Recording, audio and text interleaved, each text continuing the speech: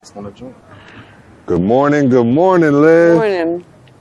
It's a beautiful day out here. Only bad part is Kensington, huh? It's a little wet, but you know.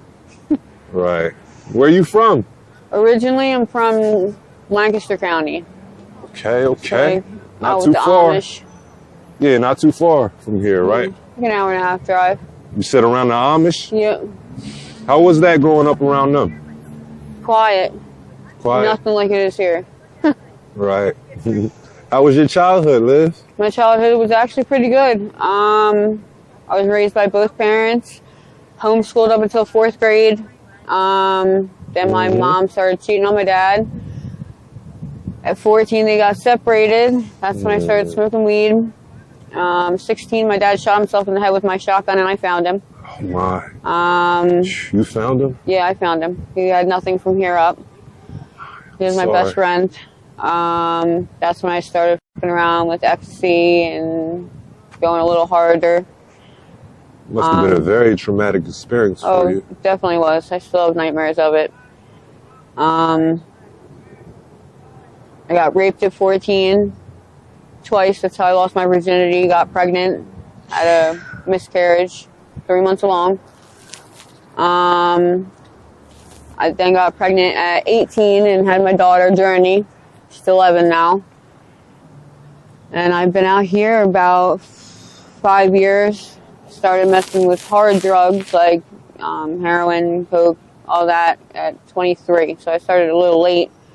But I'm trying to get into rehab on Monday. So I'm hoping that works out in my favor. I'm glad you have a plan, Liv. Yeah. You know, it sounds like a rough upbringing. Yeah. I had 2 boys, Van and Morrison. They're 6 and 4, and I put them up for adoption in 2019 because their dad was really abusive. Oh my God. I can be a part of their life when I get sober, so that's the goal too.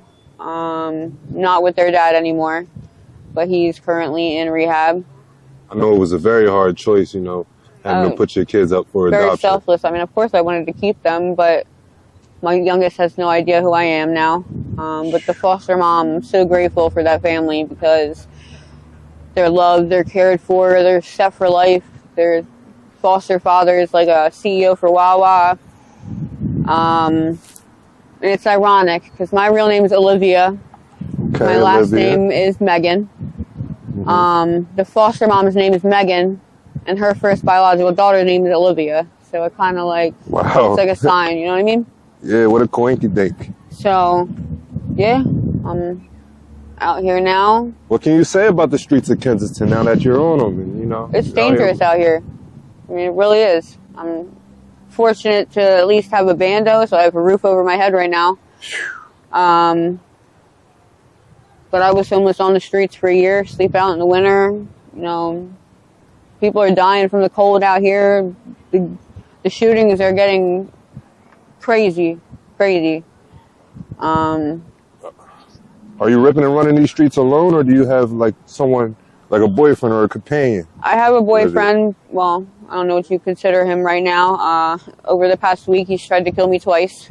Oh my God, that's not a boyfriend. I just sliced my finger open getting away today. I had to run down the stairs, grab my bag. It's all that I was able to grab. And as I was trying to open the door, I sliced my finger open, just trying to get out the house. Just trying to get out the bando? Yeah. See me now, but I'm not even answering at this moment. Yeah, I wouldn't advise you to go back to him. Yeah. You should take your break, you know, and just find some other shelter. You should go to a shelter. Why not? That rehab. I support my habit. I used to support my habit by tricking, but I don't do that because that was going to get me killed. That's what you used to do, yeah. Definitely but I will. boost. So I go out and steal high name brand stuff and then come out here and sell it, get ripped off. You boost? Yeah. Back in 2009 is when I got or 2019 is when I got my first charge for boosting. Right. I was Chester County's most wanted #2 for 4 months for retail theft. I was stealing baby formula. I was wanted in 4 counties. So every time I get booked, I do a whole tour. Currently on the run, but I think that if I go put myself in rehab and call my POs from there, they'll be able to, lift my warrants and stuff. Yeah. And I should be good, but I got to do that. You know how you want to go to rehab, but you always get caught right before you go? Right. So I'm trying to, just get there at this point. Now, Olivia, I couldn't help but notice the tattoo on your face. What does it symbolize? Well, there's two meanings to a teardrop tattoo. The one is if it's just the outline, it's for someone that you lost, but if it's filled in, it means you have a body. Huh? Have a body? Yeah. It means you took someone's life. Olivia, yours is filled in. Yeah, it is. You look so innocent out here on these streets. It's so hard to really take that in. Yeah, I mean, it's not like I shot somebody, but I mean, a death is a death. I'm not proud of it, but it's something I gotta live with for the rest of my life. And you put it on your face because it's something you have to live with, like you said? Okay. I mean, it's part of my story. All right. I can do nothing but respect that. I guess I don't know. I guess that's how the streets is, right? Yeah. It's tough out here. Yeah. Are you does it bother you that you took someone's life? Yeah. I mean, I have remorse for them. And I did it for a selfish reason because they had like 16 grand on their head. So. You collected the bounty, huh? Yeah, basically. So that money was worth their life? No, it wasn't. You regret it? Yeah, I do. Sorry to ask.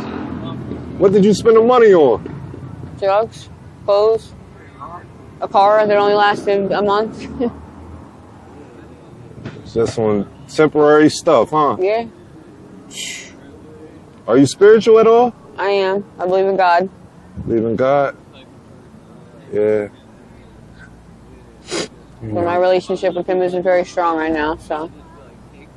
You should get back into it. Yeah. Hit the ground, pray. I was trying to get my current boyfriend to go to church with me, but I don't know what's up his butt. He won't go. No, God forgives. Mm-hmm. Definitely does. And he can definitely forgive you for all your sins. Where do you see yourself in the next 6 months? The next 6 months, hopefully, in and out of rehab, and then maybe a halfway house to, get on my feet. Sounds great. How often are you using today? I mean, I use every day. How often a day? How many bags? Right now, it's not that crazy because I'd only gotten out of jail like 6 months ago. Before I had went to jail, I was doing 6 bags of dope and 3 bags of powder in each shot. And now me and my boyfriend are splitting a bag, and then we smoke hard on top of it. But I would say maybe 6 bags a day. What would you tell a young person out here ripping and running the streets, like 16, 17, and 18? Kind of somewhat in the same shoes you're in, using every day and just out here.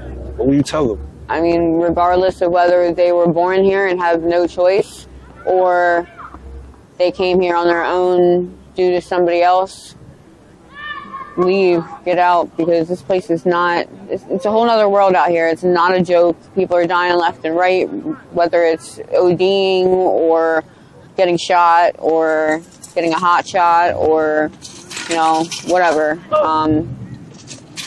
If you're born into it, I don't know what I can say because you don't got a choice unless you have family outside of here. But call your family and get out. Right, Livy. Right. I'd like to thank you for your time, Liv. You've been a wonderful interviewee for me. You really have. Thank you. And All Time Media, we're going to be praying for you. Me and AT and Ray, we're going to pray for you. Thank you. God bless you. Take all the players.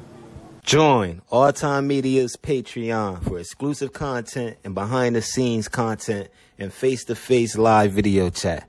Thank you, guys. The link is in the description below.